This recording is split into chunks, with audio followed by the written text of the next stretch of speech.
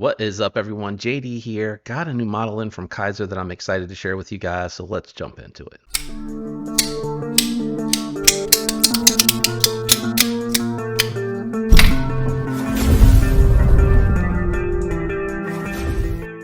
Okay, guys, we have the Kizer Hawk, and I've been really interested in checking this one out.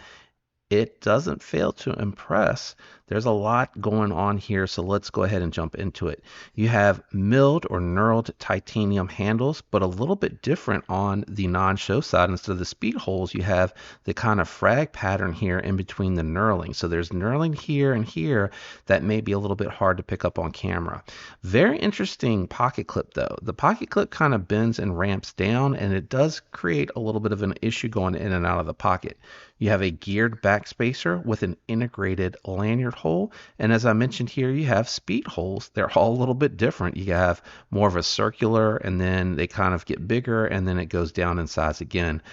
So a little bit of different going on, a little bit something different going on with each speed hole. Large or oversized pivot collars, which I really like. I think that's kind of a cool aesthetic. You got a very unique opening hole and a flipper tab. Check out that blade shape though. What an awesome utility blade shape there. It is a little bit dirty from where I've been doing a little bit of cutting and testing with it. So let me clean it off so you guys can get a really good look at the polished DLC coating. So looking really good. I don't want to test it because it is a review sample, so I can't do any scratches or anything like that on there. But if it is anything like the DLC on the Militao that I used to own, it is going to be a hardened DLC, which is going to be very scratch resistant. They did go with M390 instead of S45VN. Again, beautiful hawkbill blade shape. It is an inset liner here, so if it were reversible, would be friendly for lefties. It is a guillotine for sure. Let me just check to make sure that hasn't backed out. Nope, still locked up solid. So just a guillotine overall. And I think the weight of the blade probably plays a hand in that. The opening hole works really good for that reverse flick. I do tend to gravitate towards the lower edge for the deployment, and then the larger opening there, I kind of have that kick out to clear the bottom of the handle when I'm opening that one. But I really like that. Dead nut center. Excellent detent. I'm able to get a full four-finger grip even with the larger hands. The jimping is a little washed down. That could be because this one is coated, but I do like it a lot. It was very comfortable. Took it down to the garage to get some cutting on footage for you, and it was very sharp coming out of the box, slicing through the catalog paper, and then when we moved over to the cardboard, it absolutely decimated the cardboard, just slicing through it effortlessly. And to no surprise whatsoever, checking out the detailed work, trace cut, utility cut, even though it is a larger knife, worked so good. And then choked up, very comfortable. You got lots of extra blade left over past the thumb there to get into something that may be a little bit thickly taped or anything like that. Good weight to this as well, even though it is full titanium with such a large blade on it. It does handle and feel like it carries pretty light in the hand. Good access to that lock bar, very smooth action. Kizer uses Delrin style washers, so they're fully caged ceramic bearings in there, and it just really works well. Very smooth. Good opening hole. It almost, I might say, is a little large. They might have been able to go a little bit smaller. And it has just kind of its own unique shape here. It's not, anything that resembles anything to me. Maybe it's supposed to be like hawk wings, like if a hawk was coming in at an angle or something like that. I'm not 100% sure, but that is a very large opening hole. I would say that they probably could have shrunk it up a little bit and have it moved up to the top and carried that flat grind even higher. Having said that, doesn't need it. It is super slicey. Let's do some size comparisons just to give you a point of reference, and then we'll weigh this one. All right, guys, here it is against the Kizer Nice Guy and the Concept, or Tenable Knives, I should say, Fenrir, which is a full-size knife, and you can see the Hawk is actually a little bit bigger overall in length. Very similar blade lengths, but overall a little bit longer. I got a couple more, and then we'll grab the scale. All right, guys, I wanted to go ahead and get the Hyphen XL out here because I think that compares really, really well. The Hyphen XL's got a little bit more length on handle, but I would go ahead and say that that's pretty comparable blade lengths. And then I wanted to bring out the Growler Mini, or the Mini Growler, I should say, for a small knife comparison from the premium knives. But just to show you here, they actually have very, very similar blade lengths. You got more cutting edge due to no fuller here, but from the pivot, ooh, I'm up a little bit, sorry. From the pivot, I would say the Hawk probably has just a little bit more length, a little bit more cutting edge, but you don't have that choke up forge choil, but you have more handle on the Hyphen XL to grip onto. All right, let me move these all out of the way. We'll grab the scale and we'll check the weight on this one. All right, we got the scale out, cut it on. Let's see how much this actually comes in at.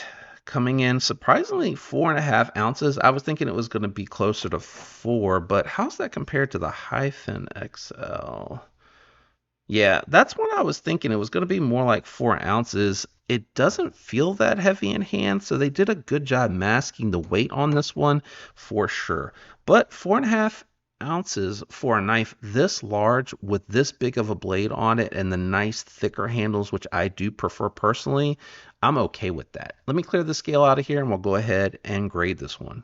All right, guys, time for the score. If you're not familiar with that score, I grade on a scale of 1 to 10, and budget knives cap out at 7. 1 is bad, 10 is good. On this scale, I take into consideration materials used, fit and finish, build quality, and price. Ergos also play a factor. I forgot to mention that. I really like the ergos on this one. It's nice and slender. It has a minor or mild contour, a mild contour going on to it. I like the geared backspacer. I don't have, so let me use my Hank.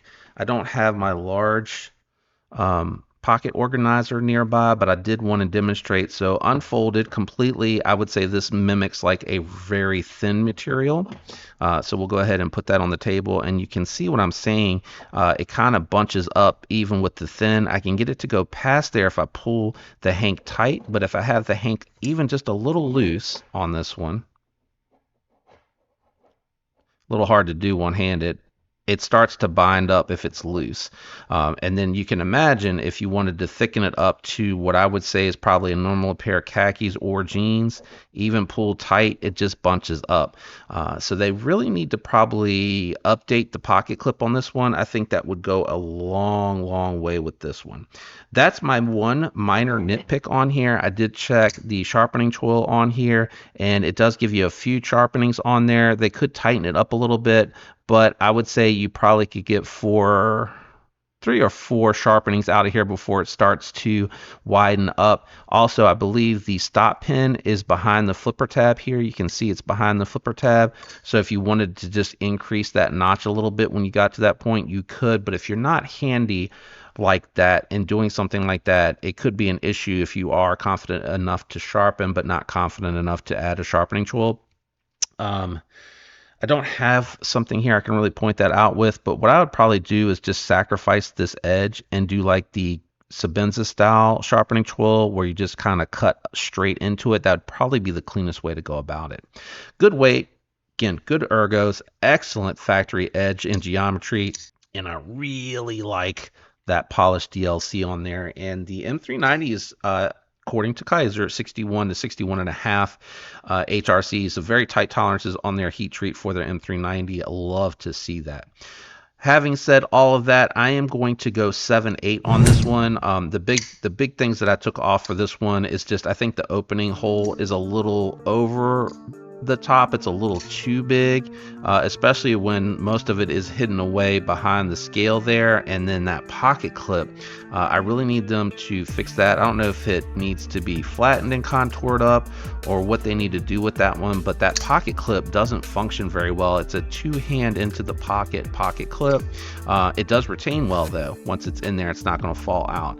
Everything else about this one I really do like. I would like to see that pocket clip change and then just shrink that up a little bit. I think you could shrink it up a little bit and pull that flat grind up a little bit. I think that would be really cool on this particular model. But let me know what you think about the Hawk down in the comments below. I'd love to hear from you guys. If you enjoyed the video, do consider leaving a like on your way out. It does help me with the channel. If you're not subscribed, consider subscribing. And also, if you're going to be doing any shopping, the affiliate links down in the description really help the channel when you use those. Those help more than anything else that you can do for the channel. Special shout out and thanks to the channel members. That extra support does help as well. I'm out of here, guys. I hope you have a great week. I'll catch you in the next one. Peace.